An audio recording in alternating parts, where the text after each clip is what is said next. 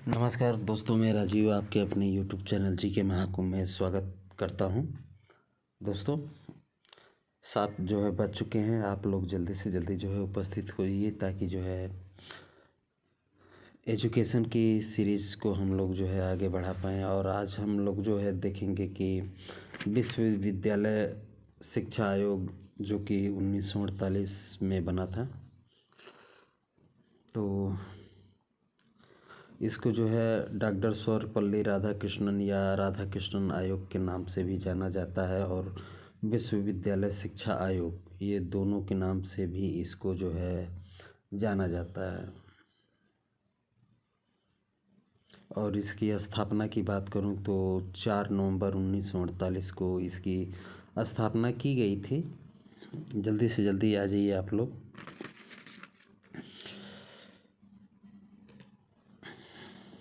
तो चलिए, जिसको आना था आ गए। एक बार स्टार्ट करने से पहले आप सभी लोग, जितने भी आपके WhatsApp group, Facebook group, Telegram हैं, अगर एजुकेशन से कोई रिलेटिव है आपका, तो उसे आप शेयर कीजिए ताकि वह भी अधिक से अधिक जुड़े इस सीरीज में। तो चलिए देखते हैं आज का पहला क्वेश्चन। आज का पहला क्वेश्चन है, विश्वविद्यालय आयोग का गठन किसकी अध्यक्षता में किया गया था? विश्वविद्यालय आयोग का गठन किसकी अध्यक्षता में किया गया था? ऑप्शन आपके हैं doctor Zakir Hussain, doctor Mudaliar, doctor Sarvepalli Radhakrishnan या डॉक्टर मेघनाथ साहा। बताइए, विश्वविद्यालय आयोग या विश्वविद्यालय शिक्षा आयोग का गठन किसकी अध्यक्षता में किया गया था? तो इसके राइट आंसर की मैं बात करूं तो राइट आंसर है डॉक्टर सर्वपल्ली राधाकृष्णन। अगला प्रश्न देखते हैं। अगला प्रश्न है, विश्वविद्यालय शिक्षा आयोग का गठन किस वर्ष किया गया था? विश्वविद्यालय शिक्षा आयोग का गठन किस वर्ष किया गया था? ऑप्शन आपके हैं, विश्वविद्यालय शिक्षा आयोग का गठन किस वर्ष किया गया था? ऑप्शन है 1948, 1938, 1942, 1935। दोस्तों, मैं बताऊं, इसकी स्थापना 4 नवंबर, ध्यान रखिएगा, 4 नवंबर है। बाकी आप बताइए, वर्ष आपको बताना है। मैंने पहले ही बता दिया था स्टार्ट करने से पहले। जल्दी से जल्दी बताने की कोशिश कीजिए। तो राइट आंसर की मैं बात करूं तो इसकी स्थापना 1948 में की गई थी। Right answer option A.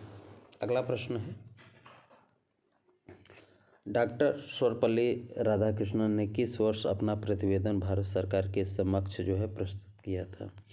Option आपके हैं 15 अप्रैल 1950, 25 अप्रैल 1949 या 10 नवंबर 1952 या 12 जून 1948। जल्दी से जल्दी बताने की कोशिश कीजिए।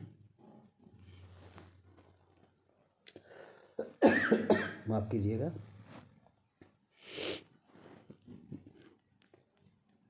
डॉक्टर सर्वपल्ली राधाकृष्णन ने किस वर्ष अपना प्रतिवेदन भारत सरकार के समक्ष प्रस्तुत किया?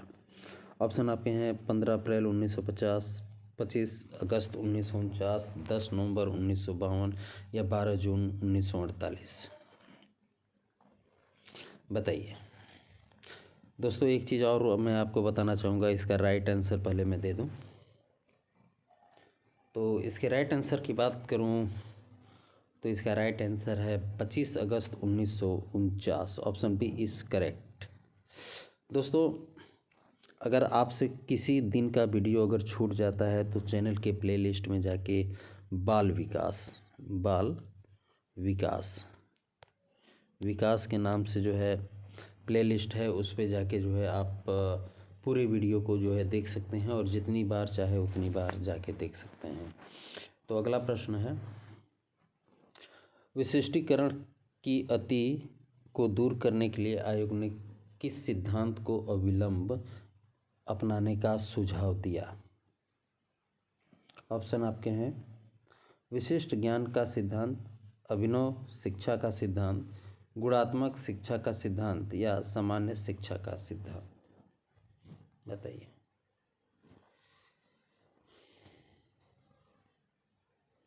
राइट आंसर सामान्य शिक्षा का सिद्धांत। अगला प्रश्न है, विश्वविद्यालय आयोग ने परीक्षा प्रणाली में आमूलचूल परिवर्तन के लिए किस प्रकार की परीक्षा प्रणाली लागू करने की सिफारिश की थी? विश्वविद्यालय आयोग ने परीक्षा प्रणाली में आमूलचूल परिवर्तन के लिए किस प्रकार की परीक्षा प्रणाली की सिफारिश की थी? ऑप्शन आपके हैं मौखिक परीक्षा, लिखित परीक्षा, वस्तुनिष्ठ परीक्षा या उपयुक्त सभी।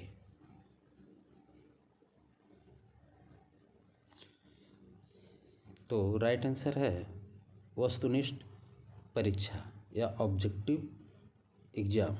अगला प्रश्न, आयोग ने कम से कम कितने वर्ष अनुभव प्राप्त शिक्षकों को परीक्षक नियुक्त करने का सुझाव दिया था? ऑप्शन आपके हैं 7 वर्ष, 8 वर्ष, 5 वर्ष। 3 ही ऑप्शन इसमें दिया गया है। चलिए एक और दे दे रहा हूँ, 2 वर्ष। तो इसके राइट आंसर की बात करूँ तो इसका राइट आंसर है परीक्षक को कम से कम अनुभव 5 वर्ष का होना चाहिए। अगला प्रश्न है, कृषि शिक्षा के विकास के लिए राधाकृष्णन आयोग ने निम्नलिखित में से कौन सा विश्वविद्यालय स्थापित किए जाने का सुझाव दिया था? ऑप्शन आपके हैं ग्रामीण विश्वविद्यालय, कृषि विश्वविद्यालय, ए और बी कृषि अनुसंधान विश्वविद्यालय। बताइए।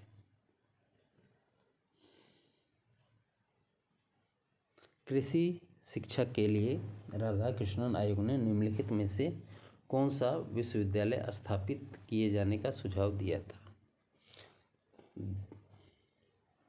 तो इसके राइट आंसर हैं ऑप्शन ए ग्रामीण विश्वविद्यालय।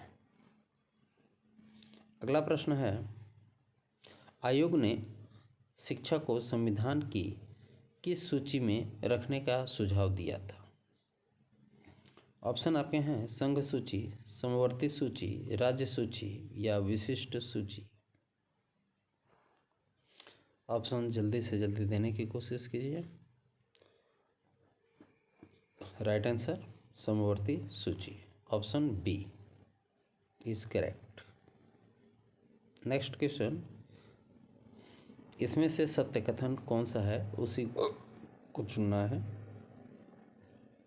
तो पहला है, आयोग ने नारी शिक्षा का तेजी से विकास करने की सिफारिश की तथा कहा कि लड़कियों के लिए गृह अर्थशास्त्र, नर्सिंग व ललित कला जैसे विषयों की शिक्षा व्यवस्था की जानी चाहिए।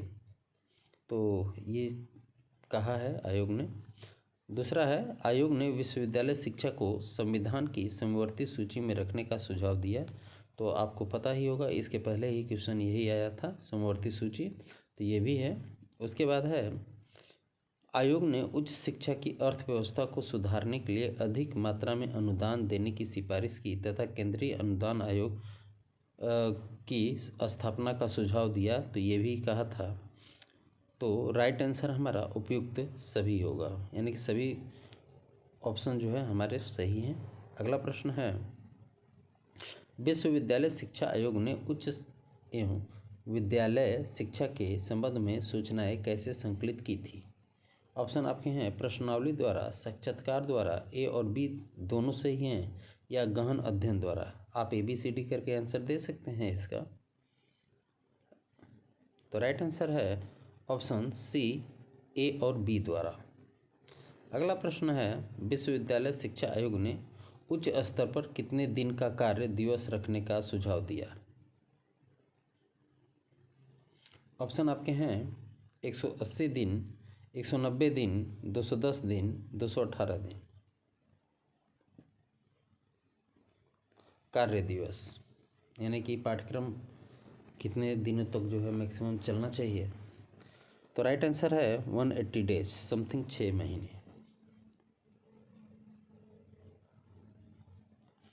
अगला प्रश्न है, विश्वविद्यालय शिक्षा आयोग में राधाकृष्णन सहित कितने सदस्य थे? यानी कि अध्यक्ष तो राधाकृष्णन हैं, साथ में उनके सदस्य कितने थे?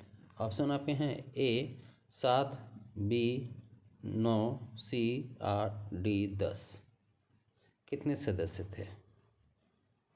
Right answer 10। Option D is correct. अगला प्रश्न, विश्वविद्यालय आयोग ने उच्च माध्यमिक शिक्षा एवं विश्वविद्यालय स्तर पर प्रत्येक छात्र को निम्नलिखित में से किन भाषाओं का ज्ञान कराने का सुझाव दिया था? ऑप्शन आपके हैं क्षेत्रीय भाषा, अंग्रेजी भाषा, राष्ट्रभाषा या उपयुक्त सभी। तो राइट आंसर है इसका उपयुक्त सभी, ऑप्शन डी। अगला प्रश्न है, यदि हम सभी इस प्रकार केवल व्यावसायिक एवं औद्योगिक शिक्षा पर बल देकर आत्मा का हनन करते गए तो अपने समाज में आसुरिक हलचल के द्वारा राक्षस राज्य लाने में असमर्थ हो जाएंगे। यह कथन किसका है? ऑप्शन आपके हैं doctor Meghnath Saha, doctor Mudaliar, doctor Tarachand या डॉक्टर राधा कृष्णन। बताइए।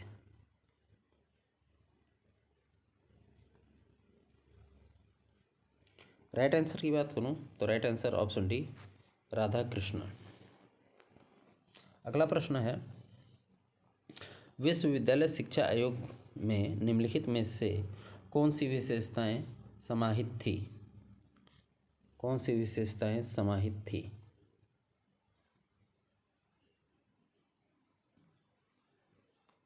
ऑप्शन आपके हैं, ऑप्शन ए आयोग की सिफारिशें प्राचीन परंपराओं, नवीन परिस्थितियों एवं भावी आवश्यकताओं के अनुकूल हों।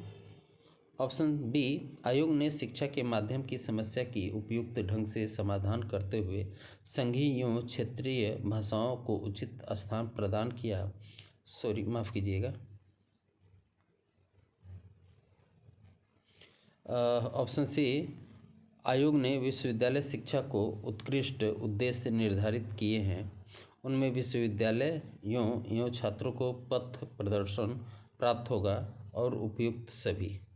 तो इसका राइट आंसर है उपयुक्त सभी।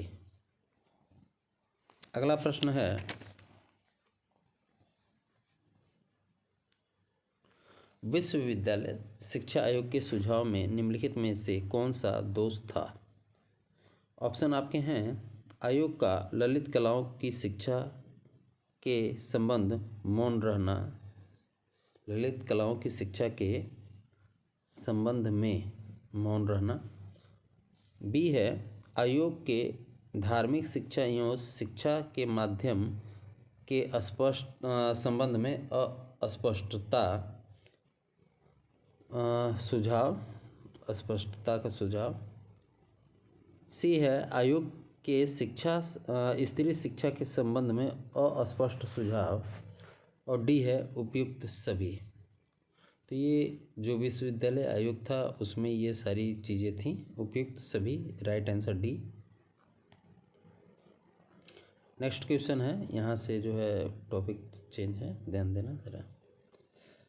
अगला है, विश्वविद्यालय शिक्षा आयोग ने कृषि शिक्षा के विषय में क्या सुझाव दिया था? तो ए है प्राथमिक, माध्यमिक एवं उच्च शिक्षा में कृषि शिक्षा को सर्वप्रथम स्थान दिया जाना चाहिए। बी है छात्रों को कृषि का प्रत्यक्ष और व्यवहारिक ज्ञान प्रदान करने के लिए ग्रामीण क्षेत्रों में कृषि शिक्षा की संस्थाओं की स्थापना की जानी चाहिए। सी है कृषि के वर्तमान कॉलेजों को उदारतापूर्वक आर्थिक सहायता देकर अधिक संसाधन संपन्न बनाया जाना चाहिए। या ऑप्शन डी उपयुक्त सभी। तो राइट आंसर है उपयुक्त सभी, ऑप्शन डी। अगला प्रश्न है, विश्वविद्यालय शिक्षा आयोग ने किस प्रकार की कानून के अध्यापकों की नियुक्ति का सुझाव दिया था? ऑप्शन आपके हैं पूर्णकालीन, अल्पकालीन, ए और बी अंशकालीन। तो कानून के अध्यापकों की नियुक्ति का सुझाव जो है पूर्णकालीन और अल्पकालीन दोनों का दिया था। तो राइट आंसर है ऑप्शन सी। अगला प्रश्न है, आयोग ने छात्र क्रियाएं व कल्याण के लिए निम्नलिखित में से कौन सा सुझाव दिया है? ऑप्शन आपके हैं छात्रों को स्वस्थ रखने के लिए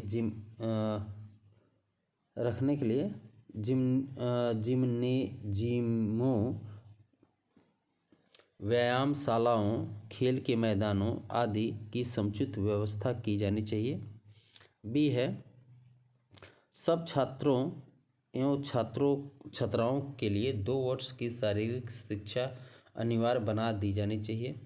सी है सब कॉलेजों एवं विश्वविद्यालयों में एनसीसी की स्थापना की जानी चाहिए और छात्रों को उसका सदस्य बनने के लिए प्रोत्साहित किया जाना चाहिए। या डी उपयुक्त सभी। तो राइट आंसर इसका है उपयुक्त सभी। अगला है छात्रों की प्रशासन में रुचि उत्पन्न करने के लिए निम्न में से किस प्रणाली के प्रचलन किए जाने का सुझाव दिया था। ऑप्शन आपके हैं छात्र कल्याण सलाहकार प्रणाली, प्रोटोरियल प्रणाली, छात्र प्रशासनिक संगठन प्रणाली या डी प्रशासन शिक्षण प्रणाली। तो राइट आंसर की बात करूं तो राइट आंसर है प्रोक्टोरियल प्रणाली।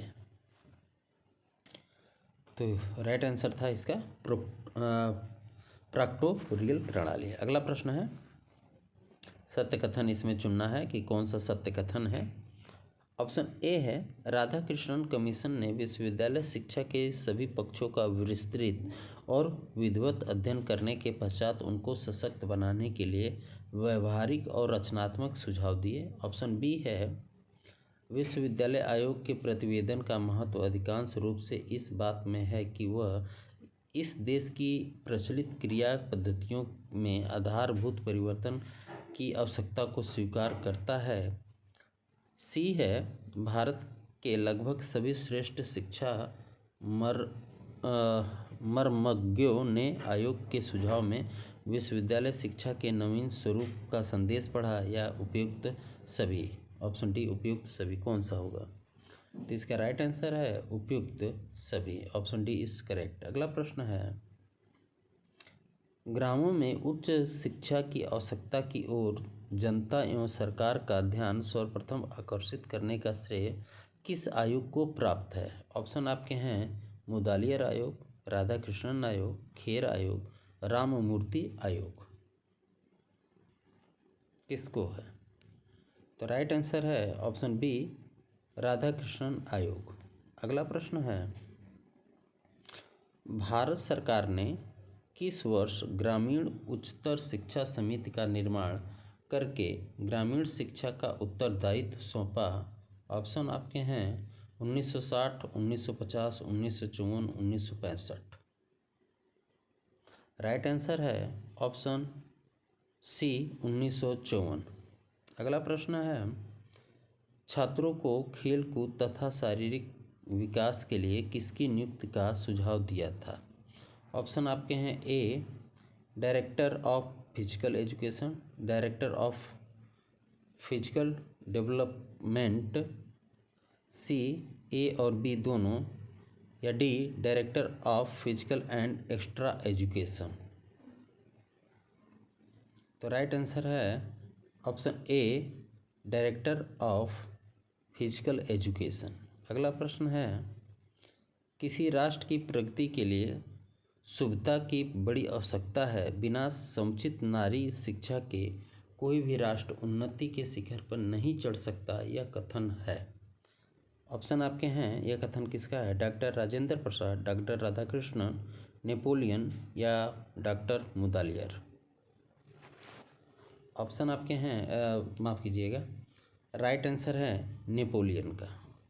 तो दोस्तों ये हमारे इसमें 25 क्वेश्चन टोटल थे। 25 क्वेश्चन टोटल थे। कमेंट करके ज़रूर बताइएगा कि आपके कितने क्वेश्चन राइट हुए हैं। मिलते हैं अगले वीडियो में। Good night, have a nice day.